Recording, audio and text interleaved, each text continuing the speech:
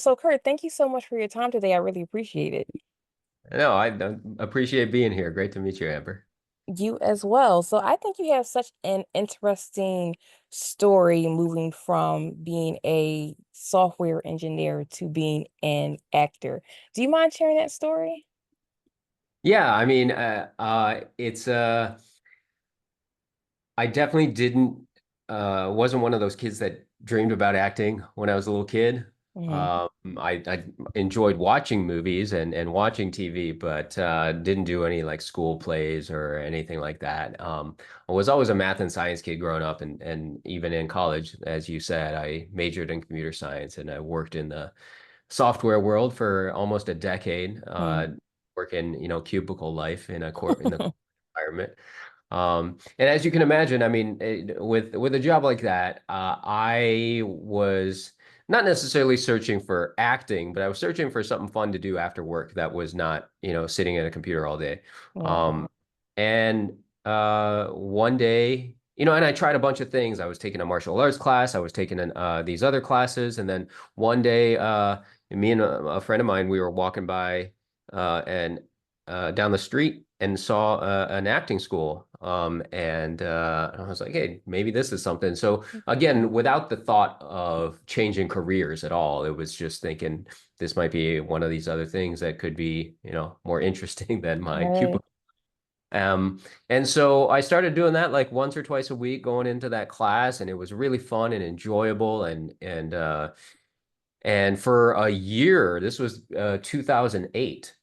So from 2008 to 2009, for a year, I was taking classes every week just for fun, Yeah. without doing anything beyond that. And then it was actually one of my classmates in the class who she recommended that I talk to her agent because she had an agent, a local agent, not like a Hollywood one, but a local agent in Ohio that was helping her get auditions for like local commercials and like, like corporate training videos, all these things that we never think of that they Yeah. would actually hire actors for. We Right. we think of like movies and TV shows, but they have like all these other things that they may actually need actors for. So in fact, one of the more interesting jobs I did was I at Cleveland State University, I was hired to read the names at a graduation. Like they hire an Oh, actor to do that wow. instead of, a faculty member or something like Oh, that. 'Cause I wow. guess they don't want to, and they don't want to embarrass themselves by saying a name wrong or something like Yeah, that. yeah, So they yeah. pass it along to us and for us to embarrass ourselves. But either way, so yeah, so I got started locally in Cleveland doing like these like local acting jobs. And never really wanted to move to LA just because of how expensive it is. I had seen friends move to LA and, but visited them and just like visiting them for like a week, I was already broke. So like, Yeah. there's no way I could live out here. Um, and so I was super content with staying in Ohio, working my, day job with a very secure, stable, software job, and then doing a little bit of acting here and there, right? I would just take a day off of work if I booked a job doing, an acting gig. And I totally enjoyed that. And it wasn't until about 8 years after that I met a couple actors that were from Atlanta, and they were in town filming a movie um, in Cleveland. And when they said they were actors, they were from out of town, they're here filming a movie, the assumption is, oh, you're from LA, Yeah. you know. And and they told me no, they said Atlanta. And they were the ones that kind of told me about the industry in Atlanta and how much it had grown and so I researched it. It was cheaper than Los Angeles. Yeah. So came down to Atlanta to visit and a couple times and then made a move. And I've been in Atlanta for the last 8 years. And that's when I started doing a lot more film and television work after moving down here to Atlanta because there's so many movies and shows that are produced down here. So I would say 90% plus of what's on my resume is all in Atlanta or in the surrounding areas, the surrounding states. Yeah, I love that because like you said, you think of acting, you think of, Hollywood being that primary place to go, and then kind of New York second if you want to do Broadway and stuff like that. But then yeah, I think you like I agree, like Atlanta is definitely one of those emerging cities that actors can flock to, can still have a flourishing career, obviously from by you, and still, get that acting experience. I love that. And you have a very impressive resume. You worked in a lot of different genres so far. Do you have a favorite to work in? And do you think like working in these different genres has strengthened you as an actor? My favorite's the one that'll hire me. But but I don't know if I've I'm still discovering, last year I got a chance to work on a horror movie, which was maybe my first, or at least my first, where I've had more of a significant role. Like I've worked on horror projects in the past where I was like the doctor of one of the victims, right? And so I had Hmm. a little bit more of a significant role in this horror movie that filmed last year. Hopefully it comes out this year. We're not quite sure. That hasn't been announced yet, but that was another like a new experience for me doing something like that. So I feel like I am, even though I've been doing it for a while, I'm still discovering and I'm still, finding new things, and finding new things that I enjoy. I haven't really had a chance to work on anything sci-fi yet, and that's something that has been always kind of interesting to me. I've never worked on a sitcom, like a sitcom with a studio audience and all of that Yeah. stuff. I know that's kind Hmm. of going away, but there's still a few of those out there, and I think that would be something that would be fun and interesting as well. So, yeah, I'm still discovering over the course of like what I've done. I think, the dramatic shows and movies are probably what I've done the most. They've been really enjoyable. Hmm.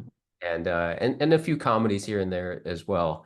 But I'm interested in exploring it all. Probably out of everything right now, probably a either a sitcom or something science fiction, just because I haven't had that experience and I just want to see what that's like and what those projects um might feel like. Yeah, yeah, that sounds awesome. I also want to talk about your YouTube channel because it is very impressive. And I Thanks. love the fact that you are, giving back to your industry by offering this inside look at it. So what inspired that? Would you say that's kind of what it is? Like you are kind of teaching others through teaching yourself about the business? Yeah, for a couple things inspired. I think one is, similar to a lot of things. A lot of times, the inspiration for anything is that, hey, I wish I had this, right? Mm-hmm. When people write a book or when people did do something, other things that are helping others, it's the inspiration sometimes is, well, I wish I had this when I started. And I remember being the guy who, when I started taking classes, and when I started getting a little bit more serious about it, I started like Googling about acting and about how to, get an agent and like that type of stuff. And I remember searching on YouTube, and there was some information out there. And I remember when this was back in like 2013 or 14, right before I started the YouTube channel. I remember there was a YouTube channel run by a woman by the name of Amy Jo Berman, and she's a casting director, and she used to cast for HBO, and she has like a lot of credibility, and she's still on YouTube, has, a lot of great information on there. But what I found was that her channel was so heavily focused on Hollywood, Mm. right? And which no fault of hers, like that's where she's based and that's what she knows Right. and and knowing what I knew by then after being in that acting class in Ohio and learning all this stuff that I had no idea about. Like I didn't know that you could live in Cleveland and actually, audition for things that pay you money as an actor. And I was thinking, well, I bet there's plenty of other people that don't know that either. Mm-hmm. So I started the YouTube channel and it was originally called Small Market Actor. And it was all about like, being in a city like Cleveland or Philadelphia or, Kansas City or wherever Yeah. you are, and knowing that, hey, you don't have to move to Hollywood. Maybe it's different. Maybe there's no big blockbuster movies filming in your city, but Mm-hmm. there might be other opportunities to act and get paid to act. And so that was the start of the channel. And then I wasn't super consistent with it. I made some videos here and there, but it was still a very relatively small channel, even up until the time that I moved to Atlanta. And that wasn't really until 2020 when we all had a lot of time. And so it was then that I put a lot of time and effort into the channel, was making multiple videos a week on the channel. And that's when it really grew. And I also rebranded it to Acting Career Center at that time because by that time, I had worked a lot in film and TV and in Atlanta, which was a much bigger market. Um, so that's when it really grew the most during the pandemic, and then up until now, I'm still making videos, not quite at the same rate as I was Hmm. in 2020, but it's still been really rewarding to be able to help people and to be able to answer questions for people that were in my position, like 15 years ago, and they're just trying to get their foot in the door and trying to Hmm. take those first few steps. Yeah, yeah, I love that. I think your channel is definitely useful. I mean, I'm not even an actor, but I think like it's definitely practical information that you can kind of apply to other industries, especially kind of like media adjacent. You're still being that on-camera person. So I think it Yeah, is a very useful channel. And I hope you keep it up. I think a lot of people, thank you. even if they go back and watch, the old videos, I think it's going to be something there for, established actors, up and coming actors. So I just love everything about that. But speaking of creativity, I want to know what's the last movie or TV show or even a book that you've read that inspired you creatively? Oh man. Oh, so many. Um, so I love as much as I love working on the big blockbuster, productions. Hmm. Um, we all know that a lot of those are driven by money, which is, understandable. Yeah. Everybody wants to make money, but I was especially like now working on independent productions that like to take risks because they don't have they don't have studio heads breathing down their necks about how to spend their money. Yeah. So they're willing to take the risks and they're willing to go in more artistic directions. And then also, in independent projects are willing to showcase people that may not be celebrities, right? And people that have a lot of talent and have a lot of skill that aren't necessarily celebrities. So last month, I was at the Tribeca Film Festival. Did you go to Tribeca this year? I was virtual, so Oh, I okay. was I was able to see a few other films that they had in the library Gotcha. digital. Gotcha. So I went to the Tribeca Film Festival this year to support actually a couple of my friends. I had a couple of friends from Atlanta that had projects that were screening at Tribeca.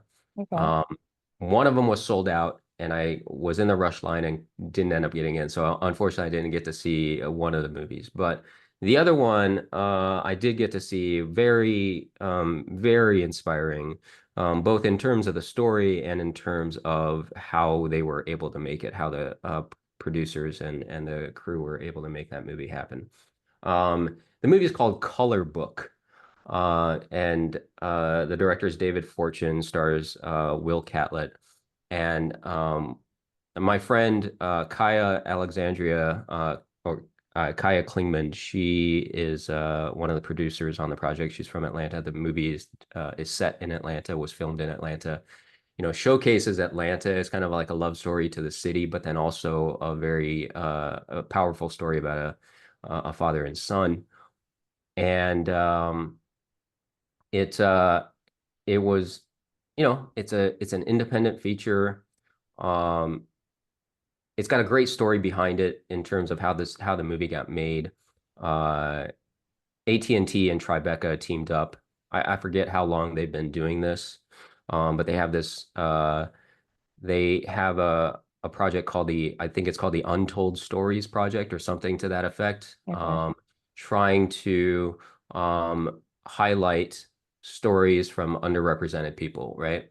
And so Kaya and her team a year ago submitted their pitch for this movie for Color Book to that competition. and they won the grand prize, which was $1 million Wow. to fund the feature film and to make it. And so, but with the stipulation that they have to make it within the year to screen at Tribeca the following year. Mm.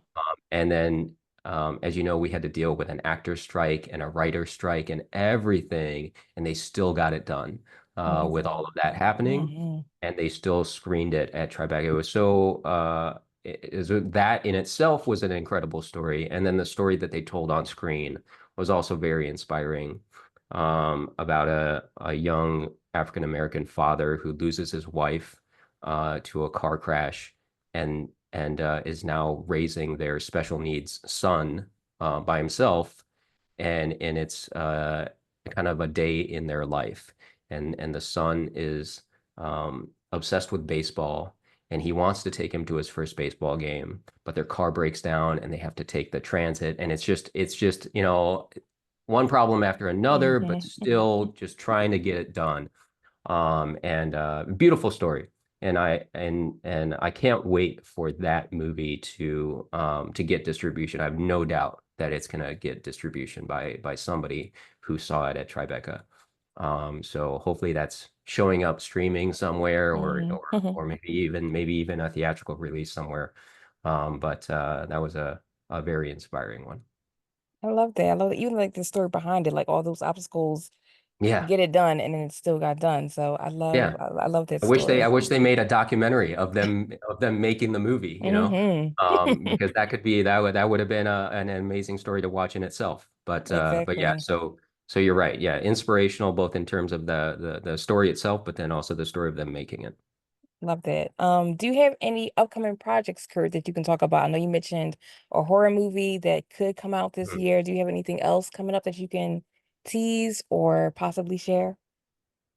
Yeah, I never know about like what I'm allowed to talk about and not. So I always play it safe and just like don't say anything until it comes out. All Um, right. the horror movie the name of the horror movie has been announced, but they haven't really announced the cast yet. So I guess I shouldn't say anything, Okay. just to be safe, so I don't reveal anything. Yes. Uh, but um, I've been working on the show Will Trent on season 1 and 2, and season 3 is about to start shooting. I think later this month or maybe earlier in August. So fingers crossed that uh, that one that the show continues on, but then also that they continue to use my character as much as Hmm. as much as Hmm. possible. Um, and then and Cobra Kai, final season of Cobra Kai. What is it? What's today? 17th. It comes out tomorrow. Final season Cobra Kai comes out tomorrow. Um, can't really say what or how I may or may not be involved in it, but I've been involved in previous seasons. So whether I am or not in this season, I'm beyond Not anything. confirm it or deny it. Yeah, beyond anything else, I'm a fan of the show. So Okay. I've watched every single episode of Cobra Kai multiple times, even though I'm only in like 3 of the episodes total. But it's just a fun show, and I'm so happy that has gotten the audience that it has received, both the older audience like myself, who was fans of the Karate Kid when it originally came out in the 80s, and the newer fans who didn't really know Karate Kid, but now are fans of the new show Cobra Kai that's in the same, you know, continuing on with that same story. Awesome. So, Kurt, before I let you go, do you have anything else that you want to add? Um, no, I think we covered a lot of the stuff that, you know, uh, is actually interesting about me. Other than that, I'm a pretty big homebody. I just, chill at Same. home, No maybe I'll go place out like and it. yeah, yeah, yeah. Yeah, especially when it's this hot, right? Um, but yeah, I appreciate you having me on here. It was a lot of fun. No, I appreciate your time. I think you are a very great storyteller. I was very entranced by Oh, thanks. everything that you were saying. So, again, I appreciate your time today, and it was great talking to you. Appreciate it, Amber. Thank All you. right, you take care. You too.